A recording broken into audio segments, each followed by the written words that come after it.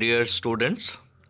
এতিয়াৰ ভিডিঅ'ত আমি আলোচনা কৰিম আজি হোজাই ডিষ্ট্ৰিক্টত হৈ যোৱা HSLC প্ৰি ফাইনেল পৰীক্ষাৰ জেনেৰেল সায়েন্সৰ কুৱেশ্যন পেপাৰ।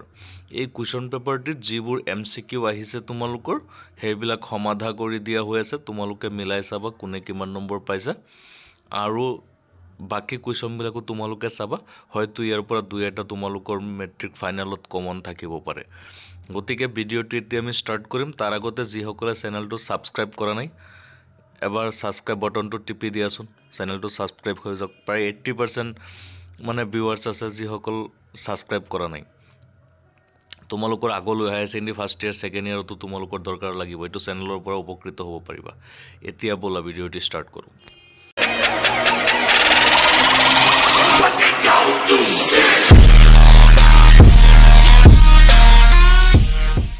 প্ৰথম কুৱেশ্যনটো দিছে শুদ্ধ উত্তৰটো বাছি উলিওৱা। 1 নম্বৰ, তলৰ বিক্ৰিয়াটোত X, Y আৰু Z চিনাক্ত কৰা। এটা ৰাসায়নিক বিক্ৰিয়া ইয়াত দিয়া হৈছে, তাৰ পৰা তোমালোকে শুদ্ধ অপশ্যনটো বাছনি কৰিব লাগে আৰু ইয়াৰ শুদ্ধ অপশ্যনটো হ'ব অপশ্যন ডি। 1 নম্বৰৰ শুদ্ধ অপশ্যন ডি। 2 নম্বৰত দিছে কেলছিয়াম অক্সাইডে পানীৰ লগত তীব্ৰভাৱে বিক্ৰিয়া কৰি হিথিলিত চূণ উৎপন্ন কৰে। এতিয়া ইয়াৰ ওপৰত কি কুৱেশ্যন দিছে চোৱা।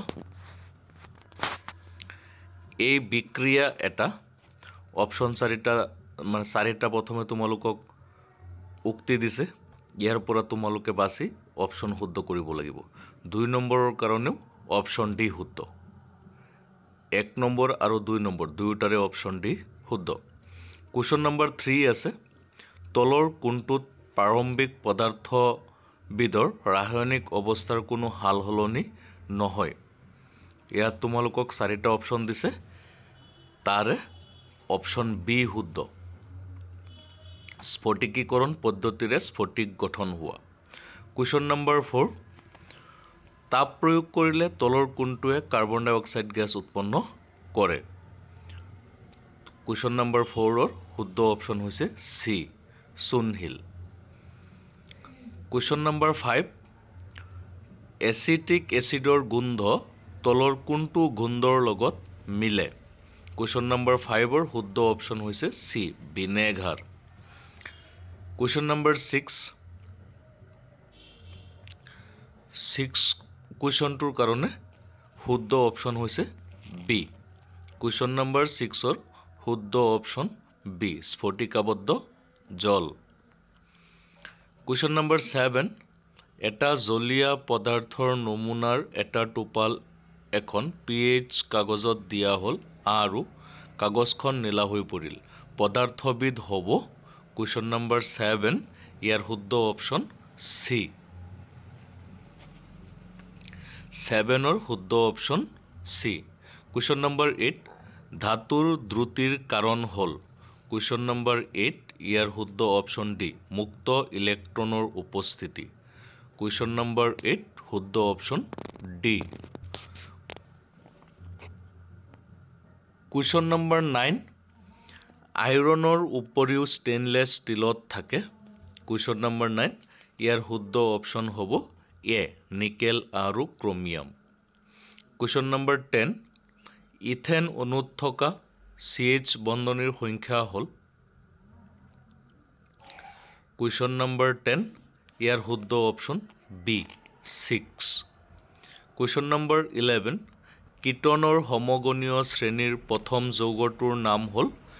অপশ্যন চি শুদ্ধ, প্ৰপানন।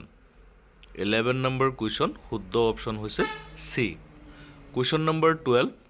তলত দিয়াবোৰৰ অসংপৃক্ত যৌগবোৰ বাছি উলিওৱা। কুৱেশ্যন নম্বৰ 12ৰ শুদ্ধ অপশ্যন ডি।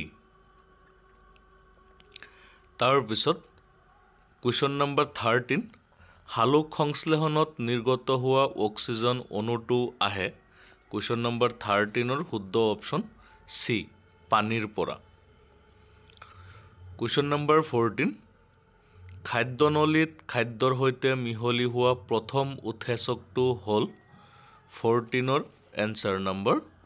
এ শুদ্ধ, এমাইলেজ। কুৱেশ্যন নম্বৰ 15, তলৰ উক্তিসমূহ পঢ়া আৰু বিশুদ্ধ বিকল্পটো নিৰ্বাচন কৰা। দুটা উক্তি দিছে তাৰ পৰা তোমালোকে শুদ্ধ অপশ্যনটো বাছি উলিয়াব লাগে কুৱেশ্যন নম্বৰ 15 ইয়াৰ শুদ্ধ অপশ্যন হৈছে সি কুৱেশ্যন নম্বৰ 15 ৰ শুদ্ধ অপশ্যন সি কুৱেশ্যন নম্বৰ 15 ৰ শুদ্ধ অপশ্যন সি তাৰ পিছত কুৱেশ্যন নম্বৰ 16 উক্তি আৰু কাৰণ দিছে ইয়াৰ শুদ্ধ অপশ্যনটো তোমালোকৰ 16ত কুৱেশ্যন নম্বৰ 16 উক্তি আৰু কাৰণ দিছে কিন্তু ইয়াত অপশ্যনবিলাক এতিয়া 16ৰ পৰা তোমালোকে 20 লৈ যিবিলাক প্ৰশ্ন দিয়া আছে তাৰ নিৰ্দেশনা ওপৰত দিছে প্ৰশ্ন নং 16ৰ পৰা 20 লৈ উক্তি এ আৰু কাৰণ আৰৰ প্ৰশ্ন দিয়া হৈছে প্ৰশ্নসমূহৰ বাবে তলত দিয়া এ বি চি ডি বিকল্পৰ মাজৰ পৰা শুদ্ধটো বাছি উলিওৱা তাৰ মানে এতিয়া প্ৰতিটো প্ৰশ্নৰ লগত A B C D option নাই ওপৰত যে চাৰিটা অপশ্যন দিয়া আছে সেই চাৰিটাই হ'ব গতিকে 16 নম্বৰ যেটো কুৱেশ্যন আছে ইয়াৰ শুদ্ধ অপশ্যন হৈছে বি কুৱেশ্যন নম্বৰ 17তো এ আৰু আৰ দিছে আৰু ইয়াৰ 17ৰ শুদ্ধ এনসাৰ হৈছে সি কুৱেশ্যন নম্বৰ 17 শুদ্ধ অপশ্যন সি কুৱেশ্যন নম্বৰ 18তো এ আৰু আৰ দিয়া হৈছে আৰু ইয়াৰ শুদ্ধ এনসাৰ হৈছে বি কুৱেশ্যন নম্বৰ 18ৰ শুদ্ধ এনসাৰ হৈছে বি তাৰ পিছত আছে কুৱেশ্যন নম্বৰ 19তো এ আৰু আৰ দিছে ইয়াৰ শুদ্ধ অপশ্যন সি কুৱেশ্যন নম্বৰ 19ৰ শুদ্ধ অপশ্যন সি কুৱেশ্যন নম্বৰ 20তো উক্তি আৰু কাৰণ দিছে এ আৰু আৰ দিছে আৰু ইয়াৰ শুদ্ধ অপশ্যন সি কুৱেশ্যন নম্বৰ 20 তাৰ পিছত কুৱেশ্যন নম্বৰ 21ত তোমালোকক দুটা পাৰ্টস মিলাব দিছে 21ত আৰু মিলাই তাৰ পৰা তোমালোকে অপশ্যন বাছনি কৰিব লাগিব কি অপশ্যন দিছে চাও বলা কুৱেশ্যন বিলাক চোৱা 21ৰ শুদ্ধ অপশ্যন হ'ব এ কুৱেশ্যন নম্বৰ 21 শুদ্ধ অপশ্যন এ 22 আকৌ তোমালোকক দুটা পাৰ্ট মিলাব দিছে মিলাই তাৰ পিছত অপশ্যন বাছনি কৰিব দিছে 22ৰ শুদ্ধ অপশ্যন হ'ব সি কুৱেশ্যন নম্বৰ 22 শুদ্ধ অপশ্যন সি তাৰ পিছত কুৱেশ্যন নম্বৰ 23 আকৌ তোমালোকক দুটা পাৰ্ট সংযোগ মিলাব দিছে মিলাই তাৰ পৰা শুদ্ধ অপশ্যন বিচাৰি উলিয়াব লাগে 23ৰ কাৰণে শুদ্ধ অপশ্যন হৈছে অপশ্যন ডি কুৱেশ্যন নম্বৰ 23 শুদ্ধ অপশ্যন ডি কুৱেশ্যন নম্বৰ 24 পৰ্যাবৃত্ত তালিকাত বৰ্গ এটাত ওপৰৰ পৰা তললৈ যাওঁতে তলৰ কোণটো বৃদ্ধি হয় কুৱেশ্যন নম্বৰ 24 ইয়াৰ শুদ্ধ অপশ্যন হৈছে এ বহিৰ্তম কক্ষপথৰ ইলেক্ট্ৰন কুৱেশ্যন নম্বৰ 25 দিছে 25ৰ শুদ্ধ অপশ্যন হৈছে ডি কুৱেশ্যন নম্বৰ 25 শুদ্ধ অপশ্যন ডি কুৱেশ্যন নম্বৰ 26 স্নায়ুকোষ এডালত স্নায়ু প্ৰেৰণাৰ দি হৈছে 26ৰ শুদ্ধ অপশ্যন বি ডেনড্ৰাইটৰ পৰা একচন 26 কুৱেশ্যনৰ শুদ্ধ অপশ্যন হৈছে বি তাৰ পিছত কুৱেশ্যন নম্বৰ 27ত দিছে তলৰ কোনবোৰ কলাই মানৱ দেহৰ নিয়ন্ত্ৰণ আৰু সমন্বয় ৰক্ষা কৰে কুৱেশ্যন নম্বৰ 27 ইয়াৰ শুদ্ধ অপশ্যন হৈছে বি স্নায়ু কলা আৰু পেশী কলাই 27 শুদ্ধ অপশ্যন বি কুৱেশ্যন নম্বৰ 28ত দিছে স্বাদ সংগ্ৰাহী কোষবোৰ চিনাক্ত কৰে ইয়াৰ অপশ্যন সি শুদ্ধ স্বাদ কুৱেশ্যন নম্বৰ 29 প্ৰজননৰ এটা বিশেষত্ব যিটো এমিবা স্পাইৰোগাইৰা আৰু ইষ্টৰ ক্ষেত্ৰত একে সেইকেইটা হ'ল 29ৰ শুদ্ধ অপশ্যন হৈছে ডি ৰিপিটেড চোৱা 29 কুৱেশ্যনৰ শুদ্ধ এনসাৰ হৈছে ডি কুৱেশ্যন নম্বৰ 30 সপুষ্পক উদ্ভিদৰ প্ৰজননৰ বিভিন্ন স্তৰসমূহৰ শুদ্ধ ক্ৰমটো হ'ল কুৱেশ্যন নম্বৰ 30 শুদ্ধ অপশ্যন হৈছে চি 31 মানৱ দেহত ডিম্বকোষৰ নিষেচন হোৱা স্থান হ'ল কুৱেশ্যন নম্বৰ 31ৰ শুদ্ধ অপশ্যন বি 32 বৰ্তি থকা প্ৰজাতি এটাৰ পৰা নতুন এটা প্ৰজাতি বিকশিত হোৱা প্ৰক্ৰিয়াটো হ'ল কুৱেশ্যন নম্বৰ 32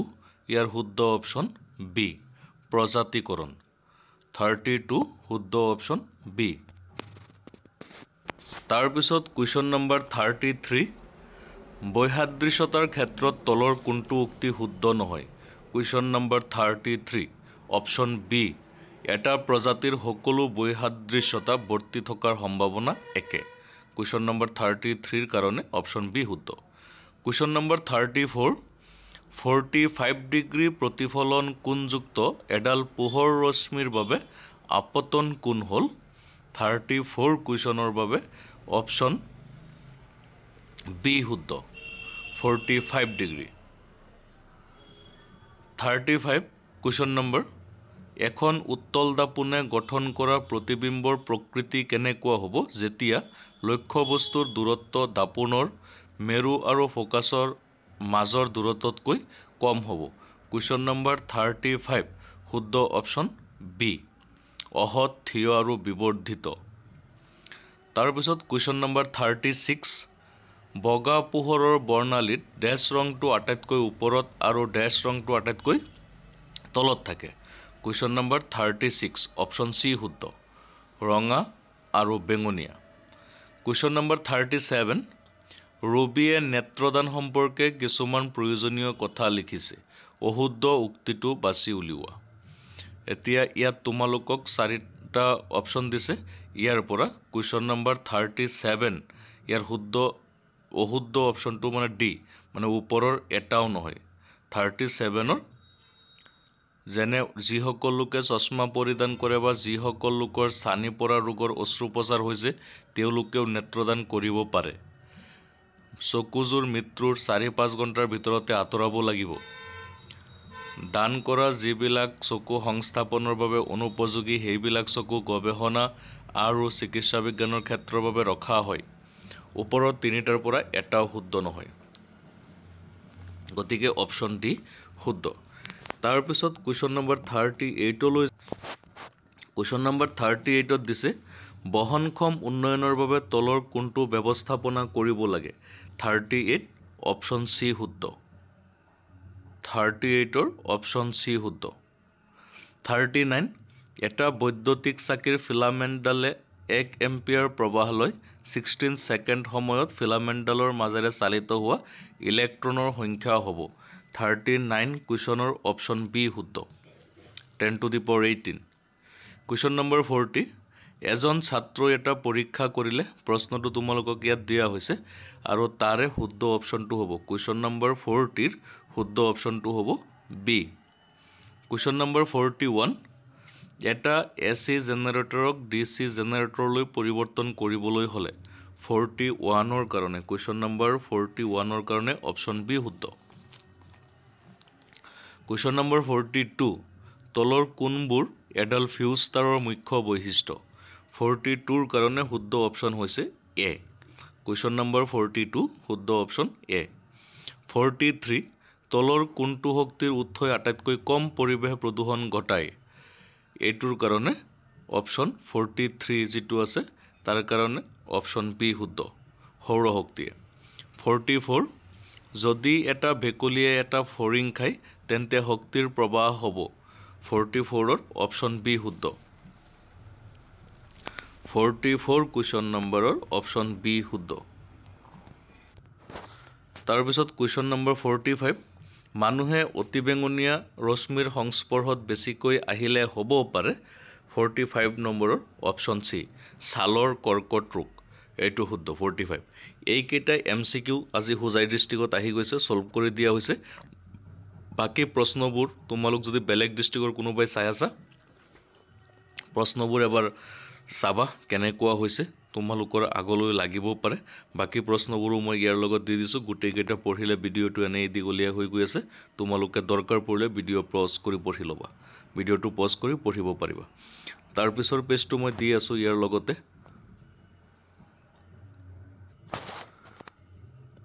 এইটো পিছৰ পেজ 55 56 57 58 এইবিলাক প্ৰশ্ন 59 60 আৰু এটা পেজ আছে সেইটো চোৱা এইটো লাষ্ট পেজ এতিয়া কথা হ'ল তোমালোকক এই গোটেইখিনি পঢ়িব লাগিব বেলেগ বেলেগ ডিষ্ট্ৰিক্টৰ এতিয়া মই বিশেষকৈ হোজাই ডিষ্ট্ৰিক্ট মৰিগাঁও ডিষ্ট্ৰিক্ট আৰু দুই এটা ডিষ্ট্ৰিক্টৰ দুই এটাকৈ কুৱেশ্যন সলভ কৰিছোঁ বাকী কেইটা ডিষ্ট্ৰিক্টৰো এই পৰীক্ষাৰ পিছত লাহে লাহে সলভ কৰি দিয়া হ'ব কুৱেশ্যন বেংকৰ কুৱেশ্যন সিলেকশ্যন কৰি দিয়া হ'ব গতিকে তোমালোক সকলোৱে চেনেলটো সাবস্ক্ৰাইব কৰি দিবা আৰু যদি বেলেগ বেলেগ চেপ্টাৰৰ কোনো প্ৰশ্নৰ উত্তৰ নোপোৱা কমেন্ট কৰিবা আমি তাৰ উত্তৰ যোগান দিয়াৰ ব্যৱস্থা কৰিম আজিলৈ ইমানখিনি ধন্যবাদ